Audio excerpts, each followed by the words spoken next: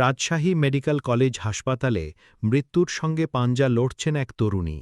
পরিবারের আকুল আবেদন, দেশবাসী তাকে যেন সাহায্য করে। প্রতিবেদক তারেক। এটা আমার মেয়ে হয়। হ্যাঁ, কি হয়েছে? আমার মেয়ে দুজনাই স্বামী স্ত্রী রাগারে ফেরে দুজনাই একসঙ্গে ট্যাবলেট খেয়েছে। আপনার রিপোর্টগুলো দেখি।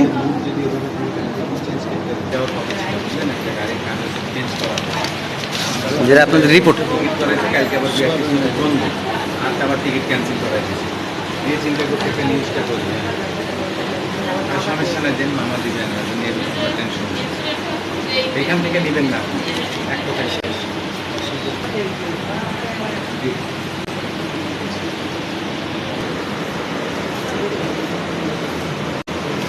এটা আপনার কে হয়?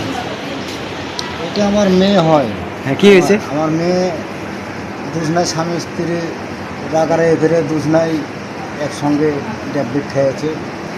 এখন দীর্ঘদিন 2 মাস পার হয়ে গেছে। আমরা বহু টাকা শেষ করেছি, ওদিক ওদিক থেকে পাড়ার লোকজনও কিছু কিছু করে হেল্প করেছে, আমিও কিছু বহু টাকা আমার শেষ হয়েছে। আমার আর মনে করেন টাকার আমার অবস্থাতে নাই। আপনার বাসা কোথায়, নাম কি আপনার? আমার নাম মোহাম্মদ পিয়ারুল ইসলাম, আমার বাসা বালিয়াপুকুর। আপনি কি করেন? আমি সিটি কর্পোরেশনে ছোট্ট একটা পরিষ্কার পরিচ্ছন্নর কাজ করি। এখন আমার চিকিৎসকের মতন ক্ষমতা নাই।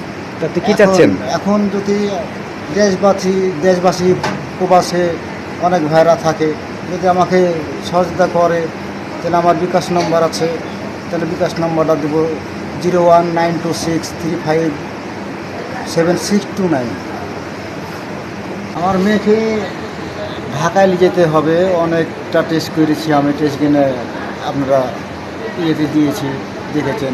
ডাক্তার কি বলছে এখন? ডাক্তার এখন বলছে যে ওর খুবই আপনার সব কিছু নষ্ট ভিতরে হয়ে গেছে, ওইটা বহু টাকার ব্যাপার।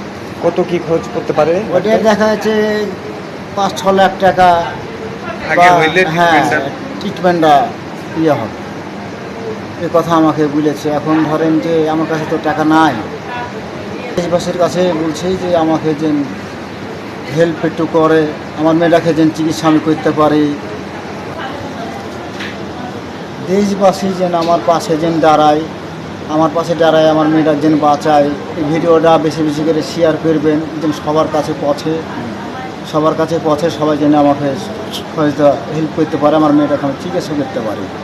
আমার মেয়েটার অবস্থা খুবই ক্রিটিক্যাল অবস্থা, মানে ডাক্তার যে কটা রিপোর্ট করেছে সব কটা রিপোর্টই মোটামুটি ভালো না, খারাপ।